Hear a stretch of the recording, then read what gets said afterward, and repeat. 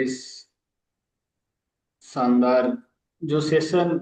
और अभी मैं आपको बताना चाहूंगा, अभी मैं विजुअलाइज कर रहा था तो डॉक्टर सर का चेहरा सामने आ रहा। उनके जितने भी विचार हमने उनके वीडियो में जो सुने, वो साक्षात ऐसा लग रहा है मैं सामने बैठा हूँ और सर मुझे इस विषय में जो बात कर रहे हैं, एक पूरी दुनिया में ऐसे सानिध्य मिल रहा है हमें गुरुकुल के माध्यम से। तो सभी साथी कल भी हमें एक डायरेक्शन मिला है, जो भी साथी वीडियो ऑन कर रहा है उसका पीछे का बैकग्राउंड चेक करना है उनको। और वही साथी मतलब वो शामिल हो जो एकदम परफेक्ट, जो गुरुकुल का जो हमारा पीछे का बैकग्राउंड है वीडियो एकदम क्लियर दिखे। तो मैं बिना विलंब किए आप सबको साथ में लेते हुए, जितने भी साथी यूट्यूब पे जुड़े हैं उन सबका स्वागत है। तो आदरणीय सर, प्लीज वेलकम। जी सर, स्वागत है। जी बहुत बहुत धन्यवाद। चलिए, आज हमारा बहुत ही सुंदर दिन आया है हमारे जीवन में। साथियों, हम जीवन में बहुत सारे शब्द सुनते रहते हैं, जैसे मन की विराट शक्तियों के बारे में सुनते हैं, कभी ब्रह्मांड की एनर्जी के बारे में सुनते हैं, कभी स्पर्श चिकित्सा सुनते हैं, कभी ऐसे बहुत सारे शब्द सुनते तो हैं, पर हमें वो यकीन नहीं हो पाता है। हमको लगता है ये तो केवल बातें हैं। पर अब हमारे जीवन में वो उदय आ गया है कि हम ऐसी बहुत सारी शक्तियों को जो अपने भीतर है उनको महसूस कर पाएंगे, उनसे रूबरू हो पाएंगे। तो मैं बिल्कुल भी बीच में बाधा नहीं बनूंगा, और मैं बहुत ही हृदय से डॉक्टर एन के शर्मा को आमंत्रित करता हूँ कि हमें हमें अपने ज्ञान से अवगत कराएं, हमें अपनी शक्तियों से अवगत कराएं। बहुत बहुत स्वागत है सर आपका। आरसीएम के सारे साधकों को मैं हृदय से नमन करता हूं, क्योंकि आप सब और त्रिलोक जी को विशेष तौर पर कारण क्योंकि आप सब वास्तव में बहुत सौभाग्यशाली आत्माएं हैं कि जिनको सुबह सुबह ब्रह्म मुहूर्त में उठाकर योग के साथ जोड़कर, ध्यान के साथ जोड़कर आपके जीवन में जो एक बहुत बड़ा सूक्ष्म लेवल पर एक रूपांतरण लेकर आ रहे हैं। ये सौभाग्यशाली लोगों को ही मिलता है, और आप लोग ये समय चुनते भी हैं और आप ज्वाइन भी करते हैं। तो इस बात का ये प्रत्यक्ष प्रमाण है कि कहीं न कहीं आपके भीतर एक बहुत बड़ी आग है। मतलब आप अपने स्वास्थ्य के प्रति थोड़े जागरूक हैं, आप अपने जीवन को कुछ बनाने के प्रति जागरूक है। तो दोस्तों, रेकी हीलिंग फाउंडेशन में नई दिल्ली की ओर से मैं आप सबका स्वागत करता हूं।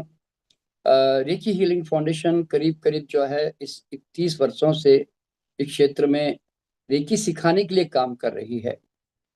तो रेकी सिखाने के पीछे अ, ऐसा नहीं कि जैसे होता ना कि कई लोगों को लगता है कि भाई एक खास विद्या उनकी चाहना होती है, उनको अच्छी लगती है, इसलिए वो दुनिया में उसको फैलाने के लिए उसको मतलब जैसे उसको लोगों में थोपने की कोशिश करते हैं। तो मेरा यहाँ पे थोपना नहीं है दोस्तों। मैं आप लोगों को बताना चाहूंगा कि मैंने 20 साल हॉस्पिटल नेचुरोपैथी का चलाया और मैं कैंसर के मरीजों पे काम करता रहा। तो मैंने ये देखा कि लोग जो हैं बीमार पड़ पड़ के दोबारा वापस आते रहते हैं। जब तक उनके भीतर एक गहरी आग नहीं लगेगी, तब तक वो लोग स्वस्थ नहीं होंगे।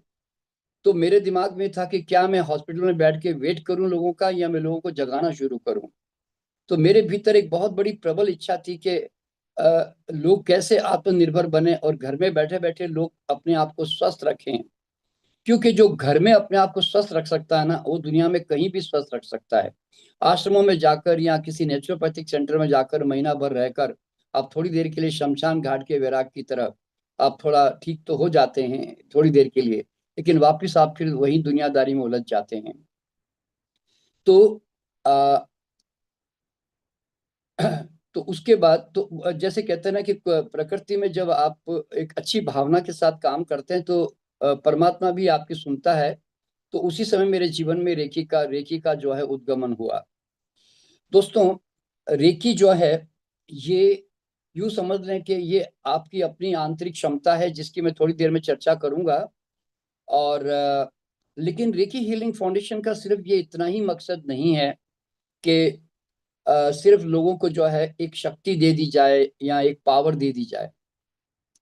पावर किसके हाथ में जा रही है, तलवार किसके हाथ में जा रही है, उसके हिसाब से वो जो चीज जो है काम करती है, ठीक है ना, मतलब पॉजिटिवली या नेगेटिवली। तो रेकी हीलिंग फाउंडेशन एक मिशन के अंतर्गत काम कर रही है कि सबसे पहला मिशन तो यह है कि सदियों से हम बहुत सारे अंधविश्वास, पाखंड, भय, अज्ञानता, मिथ के अंदर, सुपरस्टिशंस में उलझे हुए हैं, और वो आज 21st सेंचुरी आने के बावजूद भी हम उससे मुक्त नहीं हो पा रहे हैं। तो पहला हमारा प्रयास ये है कि आखिर कब तक इन अंधविश्वासों को या इन पाखंडों को हम धोते रहेंगे। और ऐसा नहीं, इसका कारण क्या है कि कहीं ना कहीं एक सटीक वैज्ञानिक जानकारी नहीं है, इसके अभाव में बेचारे लोग भटकते रहते हैं। और दूसरी तरफ हमारे अंदर बहुत सारी आंतरिक क्षमताएं होती है, वो क्षमताओं के बारे में हमें कभी कोई स्कूल कॉलेज में पढ़ाया नहीं जाता, और हम इन क्षमताओं को अगर जान लें तो हम जीवन में कभी असहायपन महसूस नहीं करेंगे, हम अपने जीवन के भाग्य विधाता, भविष्य विधाता बन जाएंगे। और सबसे बड़ी बात है, हम भगवान से कभी मांगेंगे भी नहीं, क्योंकि भगवान से जब लोग कहते हैं कि हे ईश्वर कृपा कर दे, तो ईश्वर ऊपर से कहता है कि भैया मैंने तो कृपा कर करा के भेज दी है, अब कृपा करनी तो तू अपने आप पे कर। तो इसीलिए आज आप लोग वास्तव में अपने आप पे कृपा कर रहे हैं, और आरसीएम इसमें आपके लिए बहुत बड़ा एक प्लेटफॉर्म आपको दे रहा है, ये बहुत बड़ा वास्तव में सौभाग्य है। और तो इन क्षमताओं को जानने के बाद आपको लगेगा कि मैं स्वयं ईश्वर तुल्य हूँ, मैं असाधारण हूँ, मैं सर्वशक्ति संपन्न हूँ, मैं जो चाहे समस्याओं को सुलझा सकता हूँ, मैं इस संसार में रचनाकार हूँ ईश्वर की तरह। तो ये क्षमताएं आपको पहचान में आएगी जैसे जैसे आप धीरे धीरे जुड़ते जाएंगे हमारे साथ। और तीसरी चीज जो है दोस्तों वो है कि इस संसार में कुछ ब्रह्मांड के नियम काम करते हैं। जैसे फिजिक्स केमिस्ट्री के नियम बड़े निश्चित हैं, अचूक है, अटल है, वैसे हमारे भी जीवन के निर्माण में भाग्य, भविष्य, जो भी हमारा पुनर्जन्म जो भी होता है, वो सब एक बड़े नियम के अंतर्गत घट रहा होता है, पर हमें वो नहीं मालूम। तब फिर हमारे भीतर कई तरह की अज्ञानता और डर जो है हमारे साथ जुड़ जाते हैं। तो इसलिए ब्रह्मांड के नियम क्या है, मैं आज थोड़ी सी चर्चा करूंगा, क्योंकि विषय थोड़े से लंबे चौड़े हैं। तो कोशिश करूंगा कि आपको किस हद तक मैं इससे 2-4 दिन में आपको दे सकूं। और चौथी चीज जो है दोस्तों वो ये है कि हर मानव अपना परम स्वास्थ्य, परम समृद्धि, परम आनंद को प्राप्त करें, क्योंकि हर आदमी की खोज यही है बस। तो परम स्वास्थ्य के कोई डेफिनेट लॉ तो होंगे, परम समृद्धि के भी कोई डेफिनेट लॉ तो होंगे, कोई परम आनंद के भी कोई डेफिनेट लॉ तो होंगे। तो वो क्या नियम है, आज हम उस नियमों के बारे में भी थोड़ा जो है जानने का प्रयास करेंगे। और तीसरी तरफ और उसके बाद में जो पांचवें नंबर पर, हर व्यक्ति देखिए इस संसार में परमात्मा ने हर व्यक्ति का अपना भोजन रचा हुआ है। जब तक मानव अपने भोजन पे नहीं आएगा ना, तब तक वो जो है कभी स्वस्थ या सुखी नहीं हो पाएगा। तो सबसे पहले तो आदमी अपना प्राकृतिक आहार अपनाए, और उसके उसके अपनाने से एक तो पशु आहार से मुक्ति पाए, जिससे, क्योंकि पशु आहार से मुक्ति पाते ही यानी कि जो मांसाहार या दूध वगैरह जैसे हम लोग इस्तेमाल करते हैं, तो उसके कारण धरती पर एक बहुत बड़ा पशुओं के ऊपर से भी अत्याचार हटेगा, और साथ ही साथ पर्यावरण की भी सुरक्षा होगी। तो इसीलिए हमारा प्रयास ये है कि लोग वीगेनिज्म की तरफ जाएं, यानी कि पशु आहार से मुक्ति पाएं और प्राकृतिक आहार अपनाएं, जिससे धरती जो है हमारी बहुत एक अच्छे पर्यावरण के साथ जो है लोगों को जो है उसकी उपलब्धि हो। और उसके बाद में एक और प्रयास है जो हालांकि ये सब आज के कोर्स में सब कुछ नहीं है, लेकिन धीरे धीरे आप आगे बढ़ते जाएंगे हमारे साथ, तो आपको महसूस होगा कि इस संसार में हर आदमी के अंदर किसी भी सफलता या अमीरी की ऊंचाइयों को छूने की क्षमता होती है। हर आदमी संसार में, हर बच्चा जीनियस है, पर वो जीनियस और वो अमीरीपन, वो सफलता हम उसके नियम नहीं जान पाते हैं तो कई बार हम उस ऊंचाई को छू नहीं पाते हैं। यानी कि एवरेस्ट पे चढ़ने की क्षमता हर एक में होती है। तो इसलिए तो वो क्षमता हम कैसे जाने, पहचाने और अपने जीवन की ऊंचाइयों को छुएं। और अंत में दोस्तों, जो भी इस संसार में आया है, ये भी एक पहचान करनी बड़ी जरूरी है कि हर आदमी में बुद्ध और एक महावीर, एक नानक, एक कबीर सब छुपे हुए हैं। लेकिन जनरली हम लोग सांसारिक चीजों में उलझ जाते हैं तो हमारी अपनी भीतर छुपा हुआ ये बुद्ध हम बाहर निकाल नहीं पाते हैं। और वैसे भी दुनिया में आप आए हैं दोस्तों, तो आज नहीं तो कल आपको जागना तो पड़ेगा, क्योंकि नहीं जागोगे तो सवाल क्या होता है कि अंधा बनकर कब तक जियोगे इस तरह से। तो इसीलिए हमारे इस कोर्स का एक और उद्देश्य, अंतिम उद्देश्य यही है कि हर आदमी आत्म जागरण की तरफ जाए, बुद्धत्व की तरफ जाए, महावीर बने और अपने मैं कौन हूं इसकी सेल्फ रियलाइजेशन करें। मैंने एक शेर लिखा है कि यूं तो जन्म हजार लिए, एक और जन्म लिया तो क्या, जिस दिन जागा तभी जन्मा में, अंधा बनकर जिया तो क्या। तो दोस्तों ठीक है, हम कई जन्मों से थोड़े से अंधा बनकर रह तो रहे हैं, पर अब आपकी आंखें खुलने का समय भी आ गया, क्योंकि आप आरसीएम में जुड़े हुए हैं तो आपकी थोड़ी तो आंखें खुल ही चुकी है वैसे भी। और आपके साथ ध्यान करवाने वाले हमारे धनराज जी थे अभी। तो इसका मतलब है कि आनापान सति के साथ जुड़ रहे हैं, श्वास के साथ जुड़ रहे हैं। श्वास के साथ जुड़ने का मतलब है परमात्मा के साथ जुड़ना, क्योंकि श्वास वर्तमान है हमारी। तो आप ऑलरेडी उस पथ पे आ चुके हैं, लेकिन जैसे कहते हैं थोड़ा और धक्का दे देता हूँ आपको इस दुनिया में और गहराई से प्रवेश करने के लिए। अच्छा, अब यहाँ पे मैं बताना चाहूंगा कि हमारे ऋषि मुनियों ने बहुत पहले उद्घोषणा की थी कि असतो माँ सद्गमया, कि हम असत्य से सत्य की ओर चलें, तमसो माँ ज्योतिर्गमया, हम अंधकार से प्रकाश की ओर चलें, और हम मृत्यु से अमृत की ओर चलें। तो मेरे इस कोर्स में, इस क्लास में आपको ये बार बार महसूस होगा कि मैं आपको इन सारे वास्तव में तीनों जो उद्घोषणाएं हैं, मैं आपको उनके साथ ही जोड़ने का प्रयास कर रहा हूं, यूं समझ लें। ठीक है ना। तो अब यहाँ पे हमें समझना क्या है कि इस संसार में परमात्मा ने हमें जो पैदा किया है, तो हम पूरे जीवन भर केवल तीन क्षमताओं के बारे में हम जान पाते हैं। तीन क्षमताएं, एक तो है फिजिकल क्षमता, एक है मानसिक क्षमता, और एक ज्यादा से ज्यादा आध्यात्मिक क्षमता। इससे ज्यादा मानव मरते दम तक है ना अपनी किसी भी क्षमता को मतलब अन्य जो क्षमताएं हैं, जो इससे भी सुपर पावर है, जो सुपर ह्यूमन पावर्स हैं, हम वो कभी जान ही नहीं पाते हैं। और जनरली एक जमाने में इन सारे जो सुपर हिडन, जो सुपर ह्यूमन पावर है, जिसको मैं अतीन्द्रिय क्षमताएं कहता हूँ, जिसको मैं पैरासाइकोलॉजिकल पावर्स कहता हूँ, जिसको मैं पराविद्या या उसको सूक्ष्म शक्तियां भी कह सकता हूँ। तो ये जो अतीन्द्रिय जो क्षमताएं हैं ना दोस्तों, जिस तरह पांच इंद्रियां हमारी नॉर्मल सेंसेस काम करती है ना, वैसे हमारे अंदर अतीन्द्रिय क्षमताएं हैं।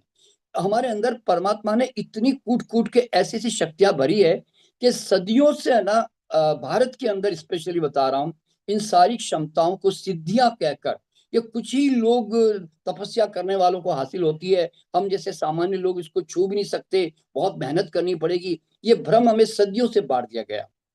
तो दोस्तों यहाँ पे मैं कहना चाहूंगा कि हर आदमी के अंदर जिस तरह पांच इंद्रियां उसको दी गई है, वैसे अत्यंत क्षमताएं भी नेचुरल दी गई है। इसके लिए न सिद्धियां प्राप्त करनी है, न देवता प्रसन्न करने हैं, न कोई हिमालय जाना है, और न कोई कोई बहुत बड़ी कठिन घोर तपस्याएं कर जंगल में जाना है कहीं पर, यूँ समझते हैं, न किसी गुरु के पीछे भागना है। हाँ, इसमें कोई शक नहीं है कि एक बार तो माता पिता की तरफ गुरु का सहारा लेना पड़ता है, लेकिन बाद में फिर खुद के पंख पहचान के आकाश में उड़ना भी पड़ता है।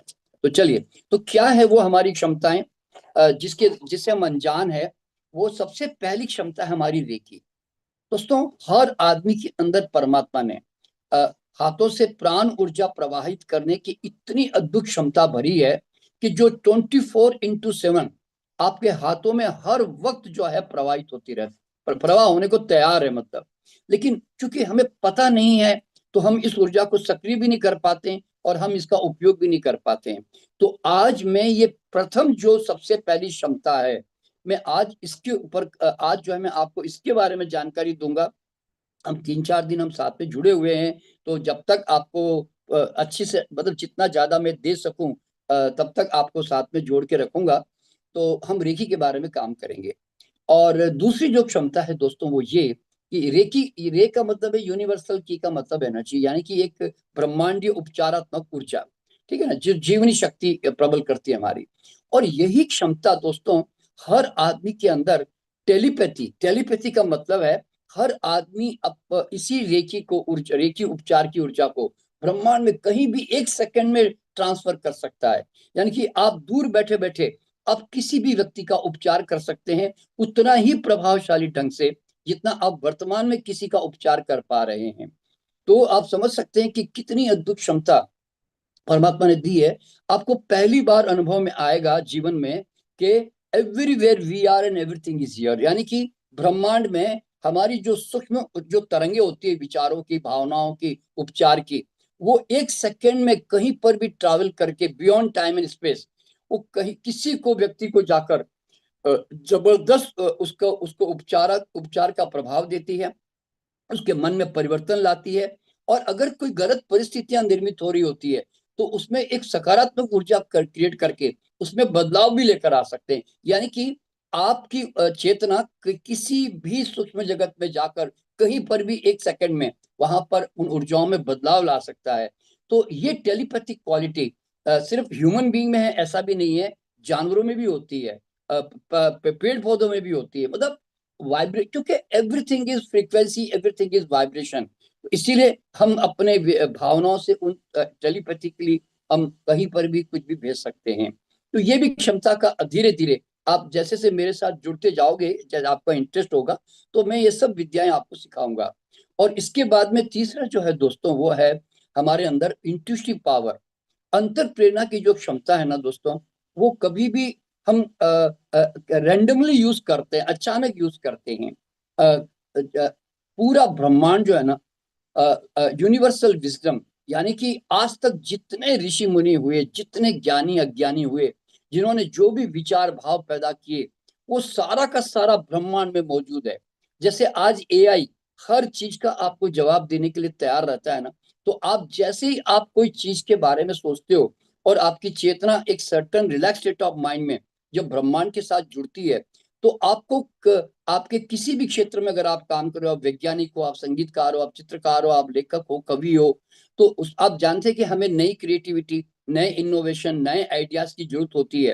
तो वो सारे के सारे ब्रह्मांड में मौजूद है। पर आपको वो कल पहली बात तो आपको पता होना चाहिए कि मेरे घर में लाइब्रेरी भी है, यानी कि यूनिवर्सल लाइब्रेरी है, जहां से मैं जो जो भी मुझे नॉलेज की जरूरत है मैं वहां से खींच सकता हूँ, मैं ले सकता हूँ। और इंट्यूटिव पावर हर आदमी के अंदर, हर एक जानवर की तरह, मतलब जानवरों में भी होती है, जिससे होने वाली घटनाओं का पूर्वाभास होना, अपने आसपास की तरंगों को पकड़ लेना। तो ऐसे बहुत सारी इंट्यूशन, बड़ा लंबा चौड़ा विज्ञान है। उसके अंदर आपने कभी देखा होगा कि लोग नारियल हाथ में लेकर पानी खोज लेते हैं, कॉपर रॉड लेकर पानी खोज लेते हैं, कि उनकी बॉडी अपने आप में एनर्जी का इतना बड़ा सोर्स है। यानी कि हम अपने आप में एक रेडियो है, एक टीवी है, जो कई तरह की फ्रीक्वेंसी पकड़ने को तैयार है, यूं समझ लें। तो इसका भी लाभ हम धीरे धीरे हम अगर जानेंगे तो उठा पाएंगे। और इसी तरह दोस्तों हर आदमी में एक थर्ड आई होती है। थर्ड आई शंकर भगवान की नहीं होती, ध्यान रखना। शंकर तो संपूर्ण ब्रह्मांड को शिव कहते हैं हम, लेकिन वो सिंबॉलिक है, जरूर है पिक्चर, लेकिन वास्तव में ये ह्यूमन बीइंग की होती है। हर आदमी बचपन से पीनियल ग्लैंड जो कहते हैं वो लेकर पैदा होता है, जिसको सिक्स सेंस कहते हैं। आपने कभी देखा होगा टीवी के ऊपर, हमारे भी बहुत सारे प्रोग्राम आए हुए हैं कि जिसमें बच्चे आंख पे पट्टी बांध लेते हैं और उसके बाद में वो किताबें पढ़ लेना, आपके शरीर में घुसकर बीमारियां पहचान लेना, आपकी जेब में पैसे कितने रखे पहचान लेना, आपके विचार को पढ़ लेना, ऐसे बहुत सारे काम। अब तो ये सारे हमने 20,000 बच्चों को हम लोगों ने ट्रेन करके, जो कि 7 साल से 15 साल के बीच के थे, हमने सब प्रयोग करके हमने ऑलरेडी मतलब देख लिया हमने। और अब तो शुक्र करो कि कुछ संत महात्मा जागे हैं जो पहले जागे नहीं थे। तो जैसे रामदेव जी के यहाँ पतंजलि में भी इसका इंट्रोड्यूस किया गया, तो वहां पर भी इसका प्रयोग चल रहा है, वहां पे बच्चों को स्पेशली सिखाया जा रहा है। रविशंकर जी जो है आर्ट ऑफ लिविंग, उनके यहाँ पर भी अब जो इंट्यूटिव क्लासेस चलती हैं। तो मतलब अब ये बच्चों के इस प्रकार के विकास का जो है अब काम जो है शुरू हो चुका है।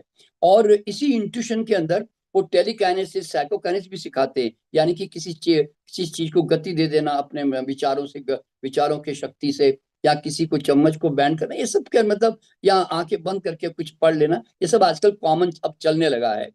तो इसका मतलब है कि भगवान ने कितनी अद्भुत क्षमता दी है कि नॉर्मल आंखों से हम कम देख पाते हैं, लिमिटेड, लेकिन अंदर की आंखें जब बंद हो जाती है तो आप फिर पूरा ब्रह्मांड आपके सामने, यूं समझ लो। क्यों? अब आपकी चेतना जो है, अब आंखें पूरी बंद हो गई तो then the whole universe is before you, तो you can see anything, you can travel anywhere. इतनी अद्भुत क्षमता आ जाती है।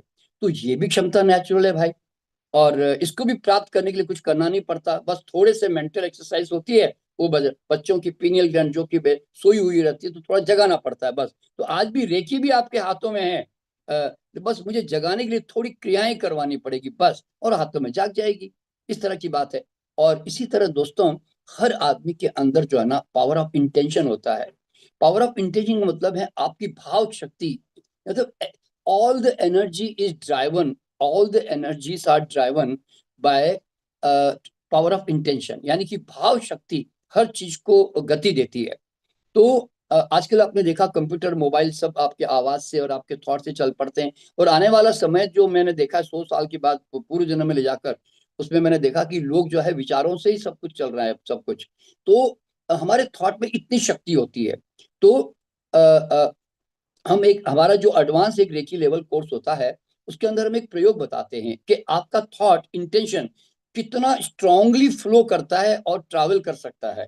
तो देखिए, हम एक आदमी को अमेरिका में खड़ा करते हैं और एक आदमी को मुंबई में खड़ा करते हैं। अमेरिका में जो आदमी खड़ा है उसको हम कहते हैं भैया तू ढीला खड़ा हो ना, और अपने आप को इतना ढीला रखना कि अगर कोई पुश आवे तो तू गिर जाना, मतलब रोकना मत, कंट्रोल मत करना अपने आप को। और मुंबई में खड़े हुए व्यक्ति को कहते हैं कि तू उसके ऊपर एक विचार फेंक, प्रोजेक्ट कर कि तू गिर जा। आप हैरान हो जाएंगे, वो जैसे ही वो विचार करता है ना कि तू गिर जाए, वो उसका जो विचार जाकर उसके ऑरा को, उसके आभा मंडल को इतना जबरदस्त पुश करता है कि सचमुच उस वो आदमी वहां पे गिर रहा होता है। तो आप जरा सोचे कि एक सेकंड में आपका थॉट कितना दूर ट्रैवल कर जाता है। और वैसे भी आप जानते हैं, ये तो क्वांटम फिजिक्स का नियम है कि thought travel faster than the light speed, ये नियम है उसका, क्वांटम फिजिक्स का। तो इसीलिए तो आपके विचारों में इतनी बड़ी क्षमता है कि एक सेकंड में कहीं भी जाता है। एक आदमी कॉपर रॉड लेके खड़ा होता है दूर कहीं किसी शहर में, हम दूसरे शहर से कहते हैं इसको खोलो, तो वो धीरे धीरे कॉपर रॉड खोलने लग जाती है। यानी कि सचमुच हमारे भावनाओं से हम किसी भी लिविंग नॉन लिविंग को हम प्रभावित कर सकते हैं। ये क्षमता आपके अंदर है। और इसके बाद दोस्तों, हमारे अंदर एक क्षमता है। देखिए, क्षमता तो बहुत सारी है, मैं तो कहता हूँ ना 50 हाथ है आपके। जैसे दुर्गा विष्णु के हाथ होते हैं ना, वैसे आपके भी हाथ है। पर हमें पता ही नहीं है, हम इतने असहाय होकर दुनिया में जी रहे हैं, बाबाओं के पीछे भाग रहे हैं, ज्योतिष के पीछे भाग रहे हैं, मतलब तांत्रिकों के पीछे भाग रहे हैं, परेशान होकर जो है गंडे ताबीज बांधे जा रहे हैं, अंगूठियां पहने जा रहे हैं तरह तरह की। दोस्तों, इतना कमजोर ईश्वर ने नहीं बनाया, ध्यान रखना आपको। तो आपके अंदर एक और क्षमता है ना, देखिए मैं तो जितनी क्षमताएं बोलता चला जाऊं कोई अंत नहीं है, पर मैं थोड़ी बहुत बता देना चाहता हूं। The power of subconscious mind. दोस्तों, आपका अचेतन मन इतना कमाल का जादूगर है आपका, कि आपके पूरे जीवन का संचालन, गवर्नर यही माइंड करता है। आज अगर आप सफल हैं तो इसके कारण, असफल है तो इसके कारण, अमीर है तो इसके कारण, गरीब है तो इसके कारण, आप बड़े बड़े मतलब आप दुनिया में असंभव काम कर जाते तो इसके कारण, नहीं कर पाते तो इसके कारण। यानी कि आपका ये बिलीफ सिस्टम, आपकी आदतें, आपकी पर्सनालिटी, सब कुछ सबकॉन्शियस के हाथ में है। तो दोस्तों, ये जो सबकॉन्शियस है ना, ये आपका अपना कंप्यूटर है, यानी कि ये आपका यंत्र है जो भगवान ने आपको दिया है। पर मजेदार बात यह है, या समझो कि दुखद बात यह है कि ये आपको संचालन कर रहा है, आप इसके गुलाम बने हुए हो। आज आपका विचार भी आपके कंट्रोल में नहीं है। आप जरा सोचो, आपकी आदतें आपके कंट्रोल में नहीं है। तो अगर सबकॉन्शियस माइंड के गेम को अगर हम समझ जाएं कि हाउ डज इट वर्क्स, ये कैसे काम करता है, तो फिर इसकी चाबी हमारे हाथ में आ जाती है। फिर हमारी मर्जी से हमारा विचार चलेगा, हमारी मर्जी से हमारी आदतें बनेगी, और हमारी मर्जी से हम इसकी प्रोग्रामिंग कर सकेंगे, हमारे सारे बिलीफ को चेंज कर सकते हैं। तो दोस्तों, ये साइंस जब मैंने भी समझा तो उस चीज का मैंने भी उपयोग किया। और आज मैं यूं कह सकता हूं कि मेरे विचार मेरी मर्जी के बिना मेरे अंदर नहीं आ सकते। क्यों? क्योंकि मैं उसकी चाबी समझ गया, उसकी पकड़ मेरे हाथ में आ गई, तो वही पकड़ मैं तुम्हें भी देना चाहता हूँ। और ये कोई मुश्किल काम नहीं है, बस थोड़ा सा इंटरेस्ट लेने की बात है बस।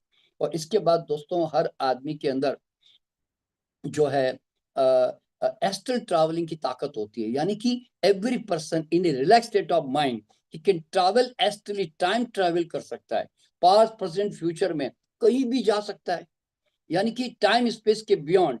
तो अपने कई पूर्व जन्म देख सकता है, भविष्य को देख सकता है, और किसी के भी जीवन में भी जा सकता है, कई आत्माओं से मुलाकात भी कर सकता है, उनसे बातचीत भी कर सकता है, क्योंकि वो सूक्ष्म स्तर पर सब मौजूद है।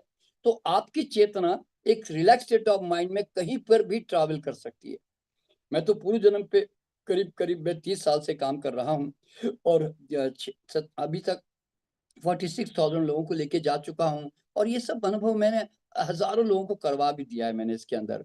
तो कहने का मतलब है कि ये क्षमता है आपकी, इसलिए मैं ये करवाने का प्रयास भी करता हूँ, ताकि लोगों को अनुभव में आवे। और इसके बाद में हमारे अंदर है पावर ऑफ ऑरा। आज सॉरी, अब हमारे 2-4 दिन हम साथ में जुड़े हुए हैं, तो पावर ऑफ ऑरा जो है, आभा मंडल का संपूर्ण विज्ञान मैं आपको जो है आपको सिखाने वाला हूँ, कि हम आभा मंडल को कैसे देखें, हम उसको कैसे नंगी आंखों से देखें, हम कैसे उसको फील करें, हम कैसे उसको मेजरमेंट करें, कैसे हम उसको क्लीन करें, और कैसे उसको एक्सपेंड करें, प्रोटेक्शन करें, और कैसे उसको प्रभावशाली बनाएं, हमारी मैग्नेटिज्म इतनी स्ट्रांग बनाएं कि हम जिसको जाके मिले, हम जिसके साथ बैठे, उसको वो हमसे प्रभावित हो, इस तरह से। तो दोस्तों, इस तरह से हमारे आभा मंडल के विज्ञान को भी हम लोग जो है इस क्लास में हम जानने का प्रयास करेंगे। और फिर हमारे अंदर, आप तो अभी चूंकि ऑलरेडी योगा के साथ जुड़े हुए हैं, तो चक्रों के बारे में आप सबको जानकारी है, तो चक्रों के ऊपर भी हम लोग जो है रेकी जो सीखेंगे, हम उसके ऊपर भी काम करेंगे। और इसके अलावा दोस्तों, हमारे अंदर एक और जो पावर होती है, वो होती है कि अफर्मेशन विजुअलाइजेशन की। आदमी अपने सबकॉन्शियस को अफर्मेशन विजुअलाइजेशन के माध्यम से कुछ भी परिवर्तन लेके आ सकता है और चेंज कर सकता है। अब यहाँ पे मैं 2 पावर की चर्चा करना चाहूंगा जो बहुत महत्वपूर्ण है। देखिए दोस्तों, सबसे पहली जो एक और अद्भुत पावर जो हमारे अंदर है, जिसके ऊपर हमारा विश्वास थोड़ा कमजोर है, और वो हमारी पावर है सेल्फ हीलिंग पावर। दोस्तों, हमारे बॉडी में हमारा सच्चा भगवान, जो कहते हैं ना, अगर कोई कहे कि मुझे भगवान को देखना है, मुझे भगवान को अनुभव करना है, तो मैं कहता हूँ तुम्हारे अंदर वो 24 घंटे बैठकर तुम्हारी केयर कर रहा है। Self healing power. दोस्तों, इस दुनिया में सेल्फ हीलिंग पावर के अलावा कोई दुनिया की ताकत, कोई दुनिया की दवा, कोई दुनिया की पैथी आपका भला नहीं कर सकती, आपको लाभ नहीं दे सकती। हमारा भरोसा कैसा है मालूम है, कि जब हम बीमार पड़ते हैं तो हम डॉक्टर के पास जाते हैं, हम दवा लेने का प्रयास करते हैं।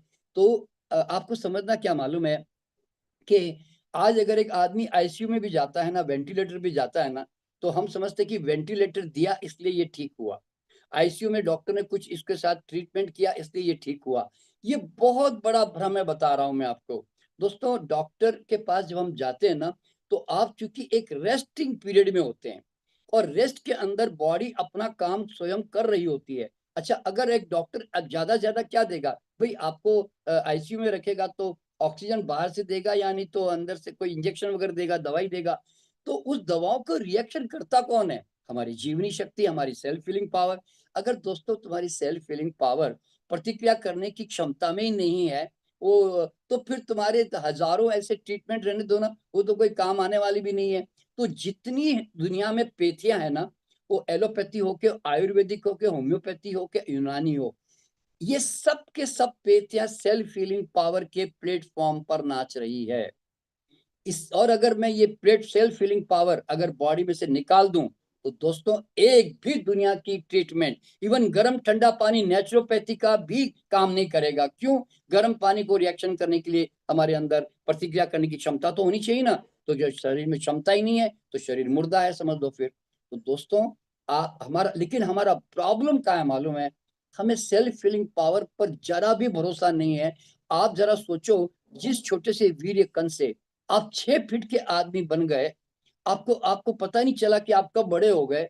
और वो क्षमता जो आपको इकोनॉमिकली सरवाइव कर रही है, आपको कम से कम ऑक्सीजन, कम से कम प्रोटीन, कम से कम फैट, कम से कम मिनरल्स, विटामिन कम देने के बावजूद भी आपको जीवित रख रही है। आपको इतने अत्याचारों के बावजूद आपके पीएच, आपके एसिड अल्कलाइन बैलेंस को इतना नॉर्मल रख रही है।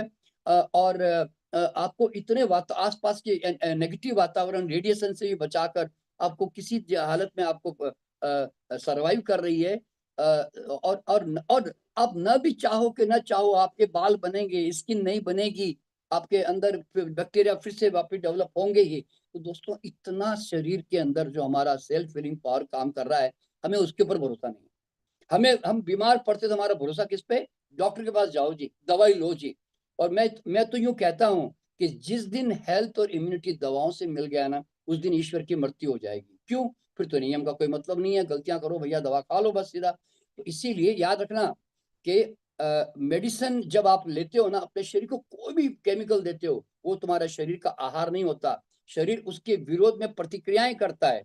तो प्रतिक्रिया करने में आपके अपने ही फिक्सेड डिपॉजिट में से आप अपना पैसा खर्च कर रहे होते हो। याद रखना, जब भी हम कोई भी उपचार करते हैं, चाहे वो प्राकृतिक हो, चाहे वो केमिकल हो, याद रखना प्रतिक्रिया करने में हम we are losing our energy, we are not earning our energy.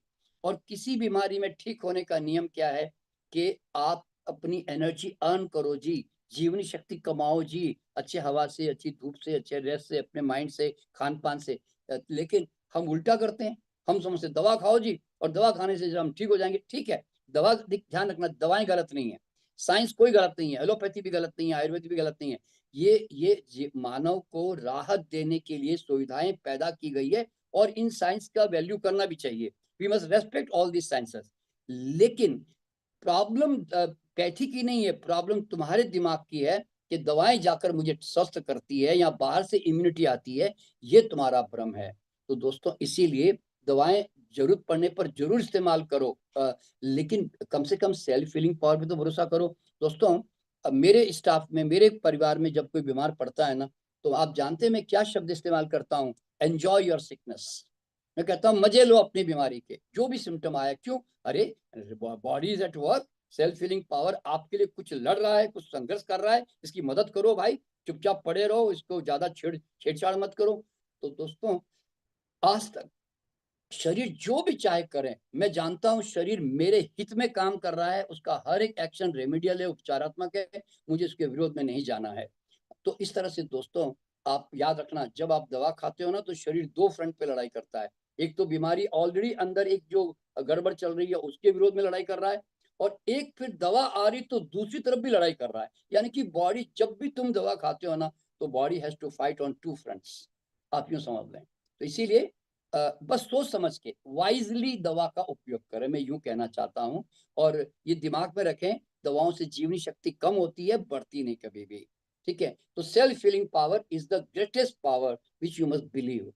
और और लास्ट जो दोस्तों, एक और जो बहुत बड़ी क्षमता जो मैंने आपको बताई बहुत अभी थोड़ी देर पहले, हर आदमी में बुद्ध बनने की, जागने की क्षमता होती है। लेकिन दोस्तों, हम लोग है ना, जागने को तैयार नहीं है, हमारे अंदर अभी इंटरेस्ट नहीं है फिलहाल। तो हम लोग क्या करते हैं मालूम है? हम अपने भीतर जो छुपा हुआ ऋषि मुनि, हमारे अंदर छुपा हुआ बुद्ध, हमारे अंदर छुपा हुआ गुरु, हम उसको निकालने के लिए जरा भी इंटरेस्टेड नहीं है। हम सस्ता रास्ता खोजते हैं। हम कहते हैं जो गुरु जाग गया, उसको पकड़ लो बस। तो याद रखना दोस्तों, एक हर हर हर व्यक्ति की अपनी यात्रा होती है, हर व्यक्ति का अपना आकाश होता है, हर व्यक्ति के अपने पंख होते हैं। एक गुरु जो है हमारे लिए इंस्पिरेशन होता है, प्रेरणा होता है। वो अपने पंख पहचानता है और आकाश को खोल देता है। तो वो हमें सूचना दे रहा होता है कि देख भाई, परमात्मा ने जैसे पंख मुझको दिए, वैसे पंख तेरे पास भी है। तो तू मुझसे प्रेरणा ले, तेरे अपने पंख पहचान, खोल और अपने आकाश को खोज ले। लेकिन हम है ना बड़े भोले, यानी तो अंधे भी बोल सकता हूँ मैं। क्यों मालूम है? हम कहते नहीं गुरु जी, हम तो आग पे पंखों पे लटकेंगे जी, आप हमें तार दो जी। तो अगर तुम गुरु के पंख पे लटके, तो याद रखना, गुरु भी भटका और तुम भी अटके, दोनों नहीं उड़ने वाले हैं।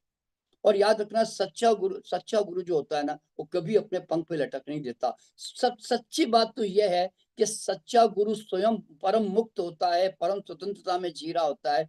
वो कभी भीड़ इकट्ठी नहीं करता। भीड़ इकट्ठी कौन करता है? किसको भीड़ की जरूरत है? जिसके अहंकार का पोषण करना होता है। वो तो राजनेता का शीर्षस्थ स्वरूप है, यूं समझ लो आप। तो दोस्तों अगर कोई गुरु भी भीड़ के साथ अटक गया, जुड़ गया ना, तो समझना वो राजनेता हो गया, फिर वो गुरु नहीं है, फिर वो आध्यात्मिक गुरु नहीं है। ध्यान रखना, गुरु देखिए, गुरु तो चरई वेती बस स्वयं मुक्त होकर चलता रहता है, दुनिया को जगा के उस जगह से छूट जाता है, निकल जाता है, छेड़ता है, जगाता है, भाग जाता है, वो आपके साथ नहीं चिपका नहीं रहता। तो दोस्तों ये समझना बहुत जरूरी है। लेकिन फिर भी लोग है ना, ये सब न समझते हुए भी अपने गुरु को न पहचानते हुए जो है अनुयायी बनना पसंद करते। मैंने एक शेर लिखा कि इशारे पे मत लटक, इशारे पे मत लटक, स्वयं के गुरु को जान, दूसरों के पंख क्या काम के, अपने पंख पहचान। तो दोस्तों आज नहीं तो कल आपको इस क्षमता को, इस शक्ति को, अपने गुरु को पहचानना ही पड़ेगा। और नहीं पहचानोगे ना तो तुम हमेशा अंधे बनकर, अनुयायी बनकर तुम फॉलोवर बने रहोगे। और याद रखना, follower never never reach anywhere.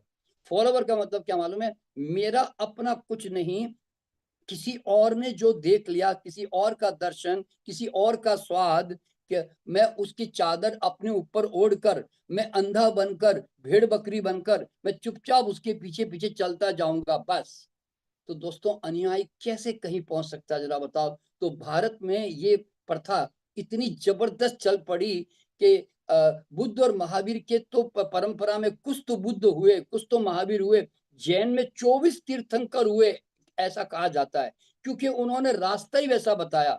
लेकिन मैं तो अब देखिए, हिंदू धर्म भी है और भी कई तरह के धर्म है, कहीं इसमें कहाँ कहाँ दूसरे नए बुद्ध, कहाँ ज्यादा बुद्ध बने, कहाँ इतने महावीर बने।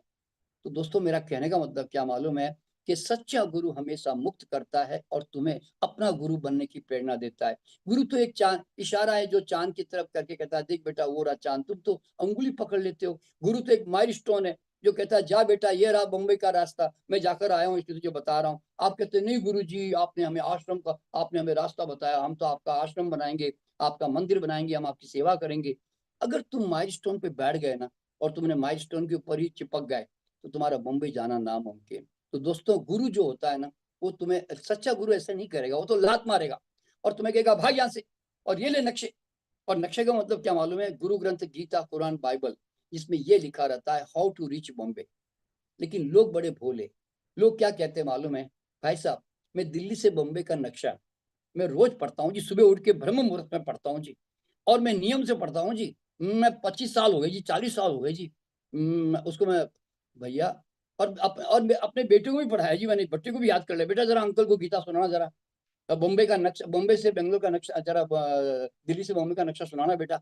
तुम तो ऐसे बच्चों को तैयार करते हो जैसे नक्शा क्या पढ़ लिया, जैसे बहुत बड़ा कोई कमाल कर दिया हो। अरे भाई, नक्शे पढ़ने से कभी कोई बॉम्बे पहुंचा क्या? नक्शे हमारे मार्गदर्शक है, हमें जरूरी है, हमें गाइड करने के लिए। पर कब तक नक्शे चाहिए? जब तक समझ में ना आवे। जब 2-4 बार आप उस रास्ते को समझ लेते हो और आप चल पड़ते हो, तो फिर क्या आप उसी नक्शे को यूज करोगे क्या? तो आप क्या कहो, अब जो व्यक्ति चल पड़ता ना मुंबई दिल्ली से, तो दोस्तों उसकी अपनी स्वयं की गीता पैदा हो जाती है, उसकी स्वयं की बाइबल, स्वयं की कुरान, स्वयं की गुरु ग्रंथ पैदा हो जाता है दोस्तों। तो हर व्यक्ति को नियमानुसार स्वयं की गीता पैदा करनी चाहिए, और हम अपनी गीता पैदा करने से बचने का प्रयास कर रहे हैं। हम कहते हैं उधार से ज्ञान चला लो जी। अब कृष्ण की गीता या गुरु नानक जी का गुरु ग्रंथ तुम्हारा स्वाद नहीं है भाई, वो रसगुल्ला कृष्ण भगवान ने खाया, इसलिए गीता में उन्होंने व्याख्यान किया कि देखो भाई रसगुल्ला इतना मीठा होता है। अब जो लोग गीता का व्याख्यान करते हैं, इसका मतलब इतना ही है कि अपना रसगुल्ला खाने को मिला नहीं, इसलिए पराये रसगुल्ले की स्वाद की चर्चा कर रहे हैं। तो दोस्तों उद्धार के ज्ञान को लेकर, ठीक है, लोगों को जगाने के लिए अगर कर रहे हैं तो कोई गलत बात नहीं है, लेकिन उससे पहुंचते कहीं नहीं हम, बस सीधी सी बात यह है। तो इसीलिए कभी भी ध्यान रखना कि जो व्यक्ति चला ना, उसने कभी, देखिए गुरु नानक ने कभी बुद्ध या महावीर या कृष्ण की बात नहीं की, कृष्ण ने कभी बुद्ध महावीर की बात नहीं की। जो व्यक्ति चलता है ना, वो उसकी अपनी ही गीता स्वाद पैदा हो जाता है। तो इसलिए तुम्हें आज नहीं तो कल चलना ही पड़ेगा, अपनी गीता पहचाननी पड़ेगी। इसलिए भगवान बुद्ध ने जो कहा ना, अपदीपो भव, स्वयं की दीपक बनो, तुम दूसरों के पीछे कब तक भागोगे? तो इसलिए देखिए, मेरा भी कहना क्या है, लोग देखिए, लोगों की आदत है कि थोड़ा सा कोई स्पिरिचुअल बात करे, थोड़ा सा कोई अच्छी बात करे, तो लोगों को लगता है ये गुरु भी थोड़ा सही लग रहा, पकड़ लो जी इसको। तो मेरा सूत्र क्या है मालूम है? जाग जाओ और भाग जाओ। मैं तुम्हें जगाने के लिए आया हूं, और गुरु का काम भी यही है कि अंधकार से अंधकार मिटा नहीं, रोशनी हुई नहीं कि बस चले जाओ। गुरु के साथ चिपके ना तो गुरु ही बाधा बन जाएगा, ध्यान रखना। तो इसलिए जाग जाओ और भाग जाओ। और तो इसीलिए दोस्तों, तो अब यहाँ पे ये सब बातें बताने का मेरा अर्थ क्या मालूम है? तुम कब तक अपने बुद्ध को छुपा के रखोगे यार? कब तक महावीर को छुपा के रखोगे? अरे बाहर लाओ यार, धीरे धीरे बढ़ो अपनी उस ऊंचाई को, एवरेस्ट को छुए। छोटी छोटी पहाड़ियों में कब तक अटके रहोगे? तो दोस्तों, इस तरह से जो है, ये पूरा हमारा कोर्स का प्रयास ये है कि आप अपनी सारी इन क्षमताओं की रिकॉग्निशन करें। अच्छा, अब दूसरी जो चीज है, अब दूसरा जो है वो है ब्रह्मांड के नियम। जैसे कि मैंने आज बताया, मैं देखिए, वैसे मैं बताना चाहूंगा कि कल सुबह हम जब 6:30 बजे मिलेंगे, तो कल हम रेकी का जो एक ध्यान है, एक शक्तिपात का जो प्रयोग है जिसमें हम ऊर्जा का सक्रियकरण करते हैं, तो कल हम सुबह करेंगे। क्योंकि हम सुबह जब आएंगे तो हम सिर्फ सबसे पहले वही प्रक्रिया करेंगे, और उसके बाद में अपना उपचार, दूसरों का उपचार कैसे करें, वो सारी प्रक्रिया हम लोग सीखेंगे। ठीक है ना? तो आज मैं जरा उसका अब बेस और प्लेटफॉर्म बना देता हूं, जिससे कि आपको साइंस समझ में आ जाए। अच्छा, अब दूसरा जो है ब्रह्मांड के नियम। दोस्तों, इस संसार में दो नियम काम करते हैं, एक इनविजिबल, एक विजिबल। अदृश्य नियम तो आप जानते हैं कि नहीं, सॉरी, विजिबल तो आप जानते हैं कि ग्रेविटेशनल फोर्स काम कर रहा है, आग में हाथ डालो जलता है, ठंडा पानी ठंडा लगता है ना, ऐसे। वो तो सब वो तो जैसे कहते हैं ऑब्वियस है। लेकिन कुछ इनविजिबल जो नियम काम करते हैं, जिससे हम 95% इनविजिबल नियमों के साथ जुड़े हुए हैं, पर ये नियम हमें मालूम ही नहीं। भाग्य कैसे बनता है, भविष्य कैसे बनता है, पुनर्जन्म क्यों हो रहा है, जीवन का सत्य क्या है। और तो मतलब तो ये सारे नियम इनविजिबल लेवल पर जो चल रहे हैं ना, ये हमारे स्कूल में फिजिक्स केमिस्ट्री की तरह हमारा विषय होना चाहिए था। देखिए ना, आज आपको फिजिक्स सिखाई जाती है, केमिस्ट्री सिखाई जाती है, तो आप क्वेश्चन नहीं करते हो कि हाइड्रोजन ऑक्सीजन मिलके क्या बनता है करके, आप क्वेश्चन नहीं करते हो, आप कहते हो तो नियम है जी, ऐसे। तो तो दोस्तों, ये नियम नहीं हमें बताए गए, न समझाए गए, तो क्या हुआ? बीच में आ गया पंडित, पुरोहित, मौलवी, तांत्रिक, बाबा। फिर इन्होंने जो हमें कहानियां सुनाई, हमें चुपचाप भरोसा करना पड़ा। क्यों? हम आर्ग्यूमेंट करें तो करें कैसे, कोई हमारा विषय तो है नहीं। तो दोस्तों, अगर हमें यूं कहा गया कि यमराज भैंस पे बैठ के आता है, तो आप आज भी विश्वास करते हो कि आता ही होगा, क्या मालूम उसने अपना व्हीकल भी चेंज नहीं किया। तो आपको विश्वास है आज भी। और अगर कोई कहता है जब बरसात नहीं हो रही तो इंद्र देवता नाराज हो जाते हैं, तो आपको लगता होगा भैया कोई ऊपर एक आदमी धोती वोती पहन के, मुकुट वुकुट पहन के, थोड़ा और मूड आए तो बरसात करें, ना आए तो ना करें। और ईगोइस्टिक भी है थोड़ा, क्योंकि जब तक उसका हजारों बार नाम ना ले लो तब तक वो पसीजता ही नहीं है, उसको वो खुशी नहीं होता भाई। तो आपको आज भी 21st सेंचुरी में ना दोस्तों, ऐसी कहानियों पे भरोसा है, ये बड़ी मजेदार बात है। तो इस तरह से, तो कहने का मतलब क्या है कि ये सब क्यों है? क्योंकि आपको कभी इसका वैज्ञानिक जो सत्य है वो कभी बताया नहीं गया। और हमारे अंदर दोस्तों इतने डर पैदा कर दिए कि आज भी हम इससे मुक्त नहीं, बता रहा हूं। आपके अंदर भगवान का डर, स्वर्ग नरक का डर, तांत्रिकों काले जादू का डर, पाप पुण्य का डर। और तो मतलब ये सब तो डर क्या है? अज्ञानता का बाई प्रोडक्शन है डर।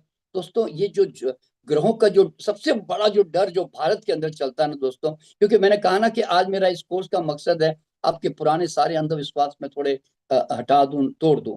दोस्तों, ग्रहों का डर इतना खतरनाक रूप से हमारे ऊपर डाल दिया गया कि ज्योतिष जैसे इतना सुंदर और सर्वश्रेष्ठ विज्ञान है, जो कि इंडिकेटिव साइंस से प्रिडिक्टिव नहीं होती, उसको उन्होंने आतंक का विज्ञान भारत के ज्योतिषियों ने बना के रख दिया।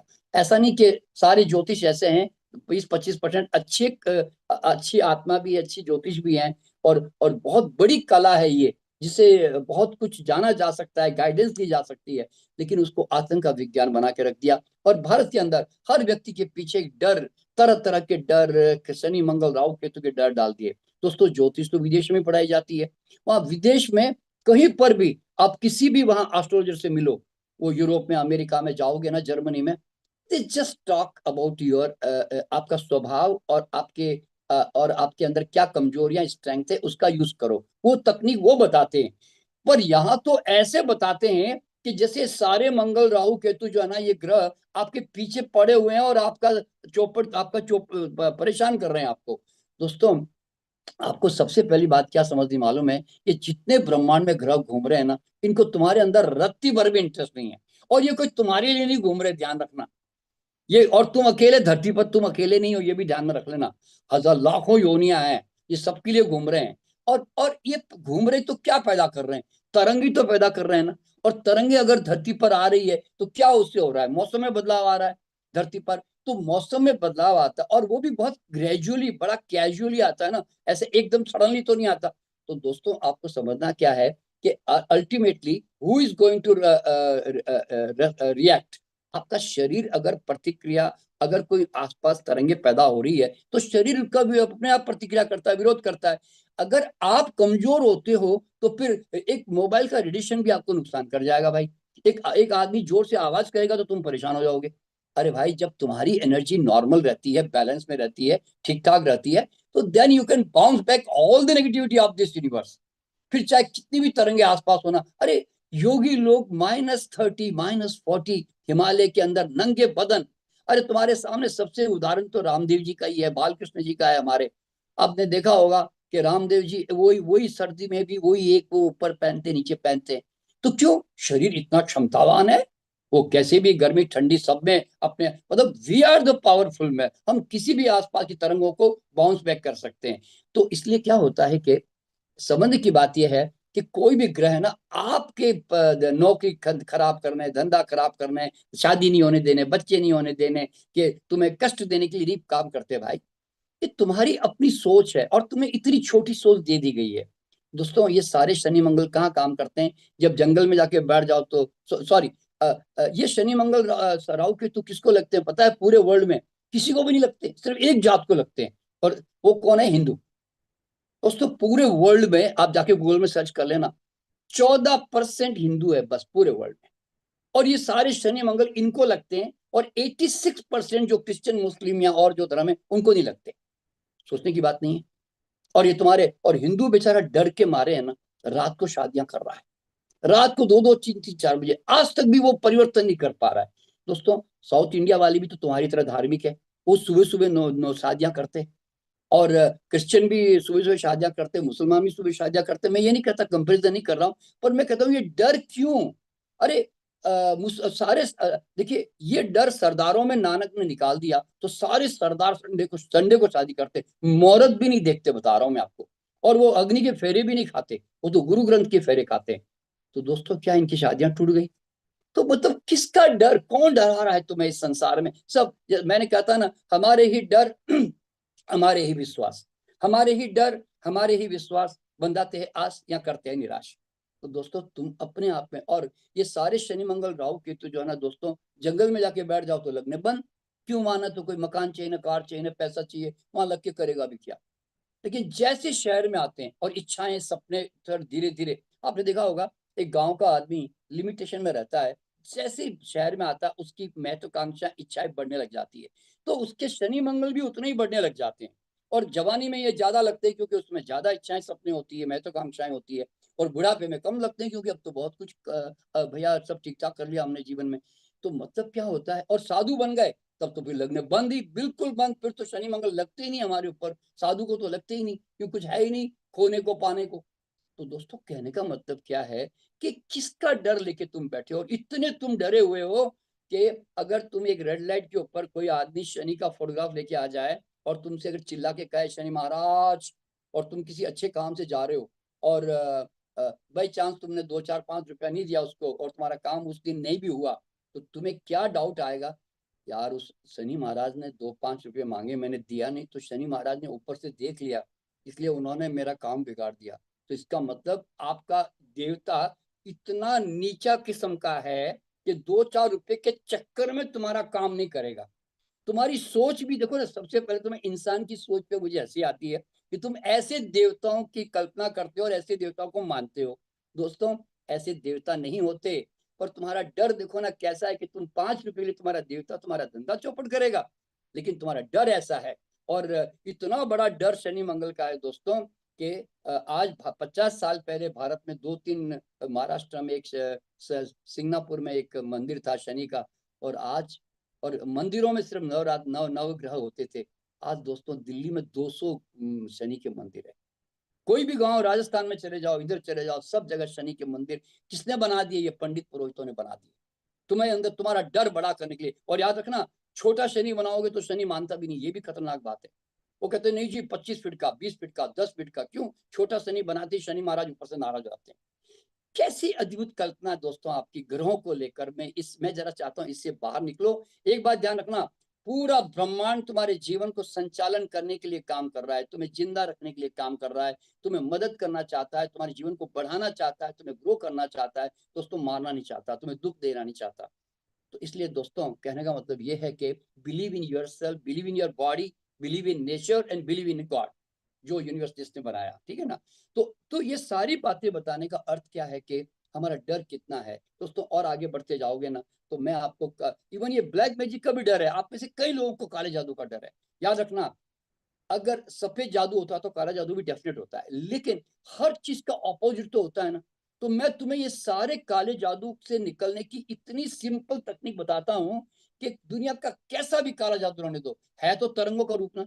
मैं कहता हूं तुम उसका ऑपोजिट तरंग पैदा करने का विज्ञान सीख जाओगे ना, तो कोई दुनिया का ब्लैक मैजिक तुम्हें जरा सा भी असर नहीं कर सकता। तो मतलब ये सब तकनीक है। कौन सी बड़ी बड़ी बातें हैं, इतनी छोटी छोटी बातें हैं कि जो मैं कहता हूँ सेकंड्स में किसी ब्लैक मैजिक को तुम ध्वस्त कर सकते हो। ये ताकत तुम्हारी है, बता रहा हूँ इस तरह से। और मृत्यु का डर है, वो तो तुम पूरे जन्म में जाओगे तो तुम देख लोगे, मैं तो कई बार मरा, मेरी तो पैकिंग बदलती रही। तो जब ये अनुभव कर लोगे तो फिर तुम क्यों मृत्यु से डरोगे।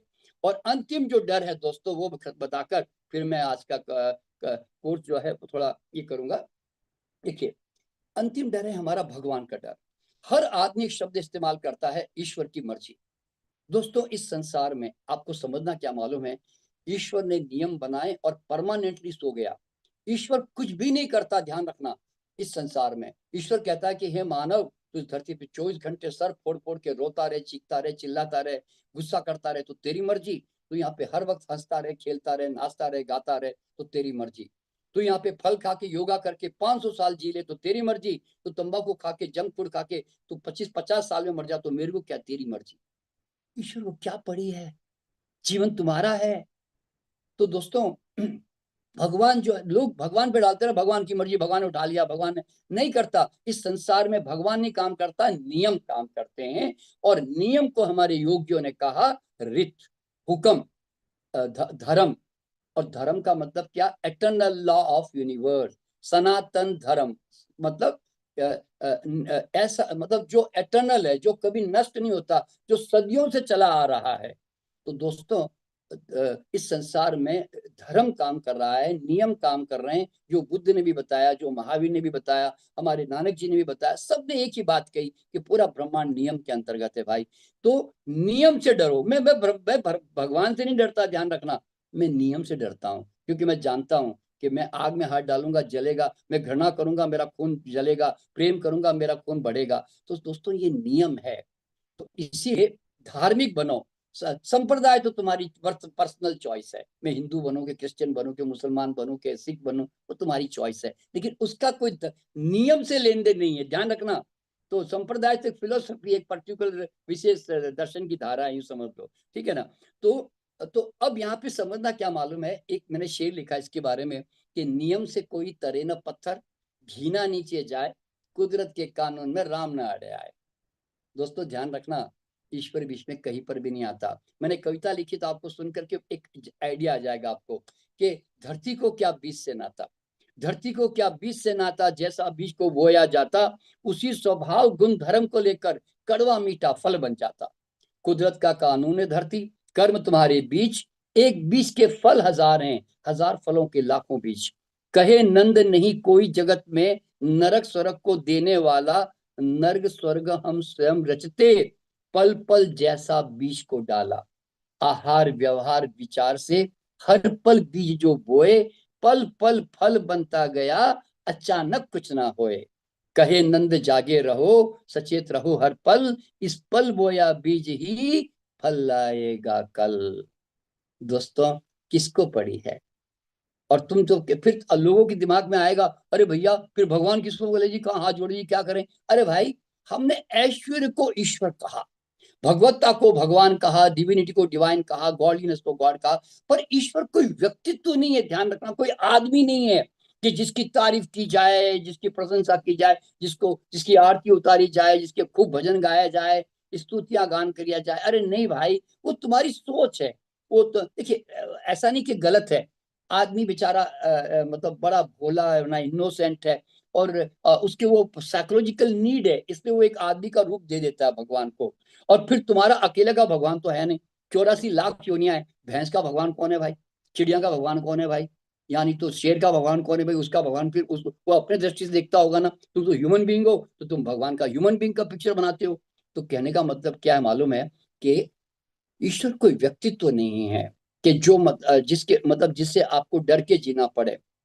मैंने एक कविता लिखी कि सदियों से लोग न जाने क्यों परमात्मा को रिझा रहे हैं, खोकर अपना अमूल्य समय खुद को ठगा रहे हैं।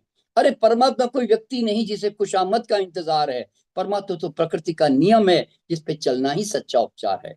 तो दोस्तों, ईश्वर जो है व्यक्तित्व नहीं है, बल्कि हमारे उपनिषद में, हमारे सांख्य में इसको बहुत क्लियरली बताया गया है। ईसा वास्यम इदम सर्वम, the whole universe is nothing but the expression of the God. ईश्वर एक अभिव्यक्ति है, एक स्वाद है, एक सुगंध है। वो होश का विषय है, वो खोज का विषय नहीं, ध्यान रखना। Never search God, he is only, वो ही है, सिर्फ सिर्फ सिर्फ सिर्फ। तो दोस्तों, जिस दिन आप अपने ज्ञान से अपने इस अहंकार के बर्फ को पिघला दोगे ना, तो तुम भी इस परमात्मा के सागर में मिल जाओगे। और फिर तुम्हें लगेगा कि मैं स्वयं ही ईश्वर हूँ, मैं स्वयं शिव हूँ। तभी तो ये उद्घोषणा की गई कि तत्वमसि शिवो हम ब्रह्म अहम ब्रह्मास्मि। ये सब क्यों कहा गया? क्योंकि आज नहीं तो कल तुम्हें अपने इस अहंकार को, इस बर्फ को तो गलाना ही पड़ेगा। तो इस तरह से दोस्तों, तो मेरे जीवन में है ना, सबसे बड़ी परम मुक्ति क्या मालूम है?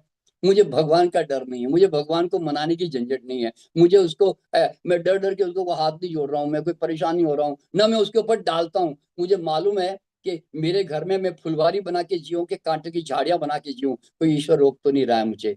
तो कहने का मतलब क्या मालूम है? Why you are fearing God? मैं कहता हूँ ईश्वर को जियो, हर पल उसका आनंद लो। इसलिए जब मैं पानी पीता हूँ तो उसकी ठंडक में, उसके सिवा कौन है वो ठंडक? अरे एप्पल में मिठास कौन है वो? अरे तुम्हारी सांस में जो चल रहा है, प्राण ऊर्जा में कौन है वो?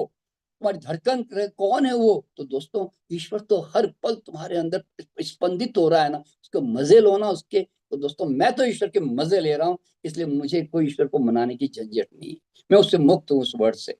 तो दोस्तों, आज का इस विषय का मेरा असली पर्पज ये था कि तुम लोग जो है किसी भी तरह इन सारे भ्रमों से बाहर निकलो। और अंत में थोड़ा सा मैं जरा रेकी के बारे में बताकर, क्योंकि कल मैं फिर सीधा शक्तिपात के अंदर आऊंगा।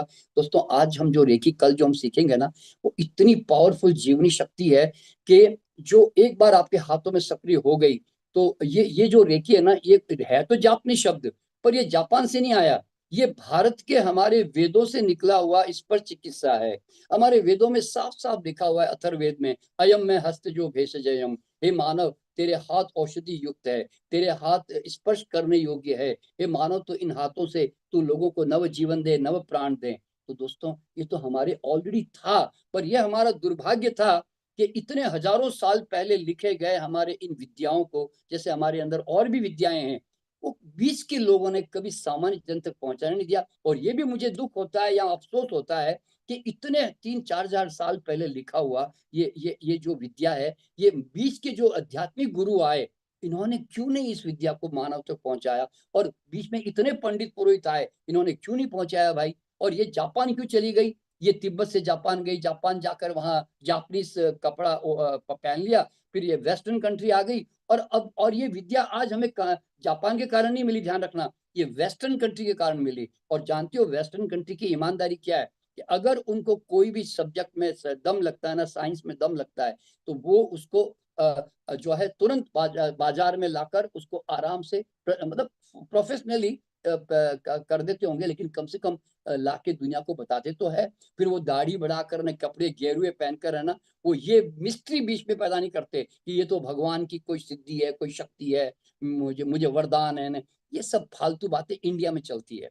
तो दोस्तों, कहने का मतलब क्या मालूम है, कि ये आज विद्या आज हम तक पहुंची, और रेकी हीलिंग फाउंडेशन ने आज अब तक जो है आपको जानकर के खुशी होगी, आप यूट्यूब पे जाओगे मेरे, जहाँ डॉक्टर NK शर्मा डालोगे तो आपको दिखाई देगा कि रेकी हमारी फर्स्ट लेवल जो मैं आपको सिखा रहा हूँ, 2 मिलियन 2 मिलियन से ज्यादा हमारे लोगों ने रेकी सीख ली है, जरा सोचिए आप। तो we have become the world largest reiki group, और हम लगातार आगे चले जा रहे हैं, और हमारा मिशन है घर घर रेकी हर हर रेकी। क्यों? क्योंकि आज ये रेकी आप सीखोगे ना, तो आपके डे टू डे लाइफ में आपके कोल्ड से लेकर कैंसर तक हर बीमारी में क्या चाहिए? जीवनी शक्ति प्रबल चाहिए। तो ये रेकी आप जब अपने आप को टच करके एनर्जाइज करोगे, तो आपकी जीवनी शक्ति का प्रबल होगा, तो आपका रिकवरी जल्दी होगी, रीजनरेशन फास्ट होगा, डिटॉक्सिफिकेशन फास्ट होगा। तो दोस्तों, जीवनी शक्ति के बिना कोई भी रोग ठीक तो होता नहीं है।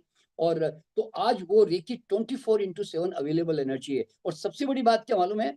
इमरजेंसी में आपको रेकी जैसी चीज कोई नहीं मिलेगी, इतनी जबरदस्त है। मान लो कि कोई आदमी को अचानक गिर गया, चोट लग गई, आपने तुरंत उसको 15-20 मिनट हीलिंग कर दी, आप देखोगे कि उसी समय दर्द में आराम। बता रहा हूँ दोस्तों, हमने अभी जरा सोचो, कार के दरवाजे में हाथ आ जाए तो आप उसको 8-10 दिन तो दर्द तो रहेगा ना, इतना इतना जबरदस्त वो उसमें इंजुरी होती है। लेकिन हमने 15 मिनट हीलिंग करके उसका दर्द पूरी तरह खत्म कर दिया। 15 मिनट में बता रहा हूँ। हाथ पे गरम गरम तेल गिर गया, हमने रेकी कर दी, करीब करीब आधा घंटा तक रेकी जाती रही।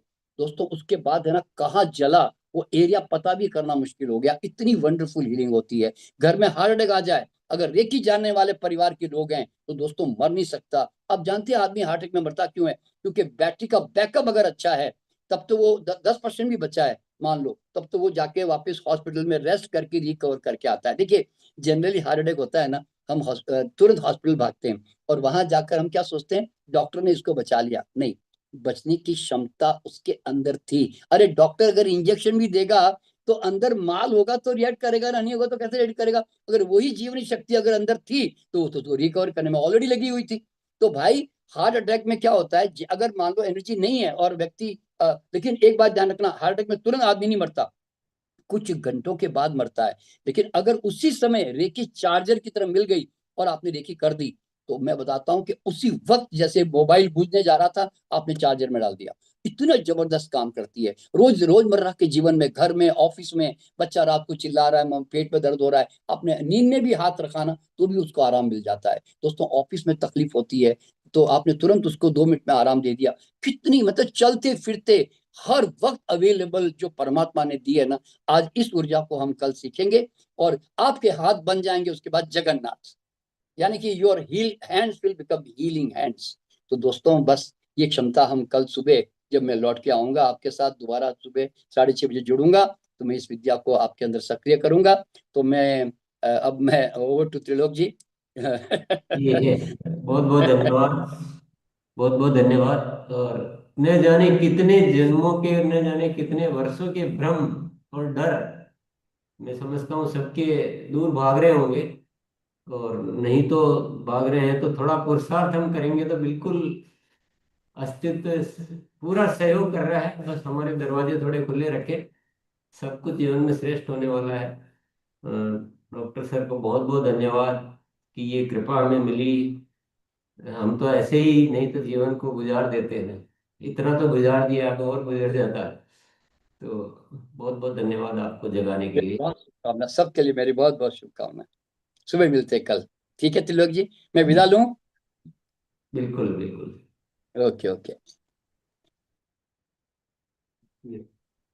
तो बहुत बहुत धन्यवाद। सर का सौभाग्य और गुरुकुल का सौभाग्य कि हमें ये आशीर्वाद मिला है और हमें बहुत सारी चीजें जानने को भी मिली। तो आदरणीय सर, एक बार आपके विचार, फिर हम विदा लेंगे जी। तो साथियों, हो सकता है बहुत सारे साथियों को तो ये बातें बड़ी अचंभित लग रही होगी, डाइजेस्ट भी हो पा रही कि नहीं हो रही, विश्वास हो रहा नहीं हो रहा है। मैं एक छोटी सी कहानी बता देता हूँ। हकीकत, मोनालिसा एक बार बहुत गंभीर बीमार हो गई। अभी वो बताना तो जा रहा था, फिर आज बता ही देता हूँ। बहुत ज्यादा आपने देखा होगा, बहुत दिनों तक ये आ ही नहीं रही थी जिसको। पहले कोल्ड हुआ, कफ हुआ, फिर पसली पसलियों में शायद कुछ हेयर क्रैक आ गया, तो न उठ रही, न बैठ पा रही, न बोल पा रही, न कुछ भी नहीं हो पा रहा था। और मेरे मन में एक विचार आया कि मैं यहाँ बैठा क्या कर सकता हूँ। थोड़ा सा एक गहराई से भाव आया और फिर मुझे मिले, कोई रेकी करने वाले मिले, तो मैंने उनसे अनुरोध किया। वीडियो पे मोनालिसा खुद गवाह है उस बात की। 2 मिनट रेकी की और मोनालिसा एकदम रेडी। वो अपनी बीमारी को ढूंढती रह गई, कहाँ गई। तो ऐसा नहीं कि ये सब कुछ नहीं होता है, आप खुद देखेंगे, कल महसूस करेंगे। पर विश्वास पूरा रखें, तैयारी करके आए, नहा धो के बैठे अच्छे से। और सभी साथी जिनको भी आपने इसमें ज्वाइन कराना चाहा था और आज नहीं हो पाए, उनको ये वीडियो दिखा दें पहले। ये दिखाना बहुत जरूरी है, नहीं तो कल का सत्र फिर उस तरह से नहीं हो पाएगा। तो आप सभी को दिखाएं, और इस मौके को चूकना चाहिए क्या। मैं इतने दिन से जो कह रहा था, अब आपको बात समझ में आ गई होगी कि बिल्कुल सर। अभी भी कुछ देर नहीं हुई है। आप सबको आज का दिखा दें, और कल से जितने भी आप जिनका जीवन में सहयोग करना चाहते हैं, ये बहुत ही अलग, मतलब हम किस दुनिया में जी रहे हैं पता ही नहीं। सही दुनिया में आने का रास्ता हमें मिलने वाला है। तो चलिए, बहुत बहुत धन्यवाद सभी को। जी। और अभी 8 बजे सीनियर जो रॉयल्टी टेक्निकल के साथ में जुड़ना है। आज ही है। 8 बजे रॉयल्टी एंड टेक्निकल का सेशन है। जी, मिलते हैं कल सुबह। जी। जी जी, और धन्यवाद। अभी अभी है ना, जो आज चेंज कर दिया गया है, पहले योगा होगा 5:15 से 6 बजे तक, और 6 से 6:30 मेडिटेशन। तो ये सब मेडिटेशन का लाभ लें। जी, धन्यवाद सर। और उस टाइम पे जब सर किए थे, जस्ट 2 मिनट के बाद मेरे मुंह से यही निकला था, सर जादू हो गया। तो मैं वो जादू चखी हूँ। तो कल हम लोग मिलके वो जादू को चखेंगे, सीखेंगे। मैंने सीखा तो नहीं है, मेरे ऊपर अप्लाई हुआ था, तो मेरा वो दर्द भाग गया था तुरंत। तो मैंने जादू चखा था। अभी जादू को सीखना है, ताकि कल दूसरों सीख को भी। जाओगे, कल बहुत हाँ। सारे साथी सीख जाएंगे। जी बहुत सर। आसान है गुरुदेव, बहुत आसान है, मैंने सीख गया है। अच्छा। जी, वो धन्यवाद है सर। हाँ।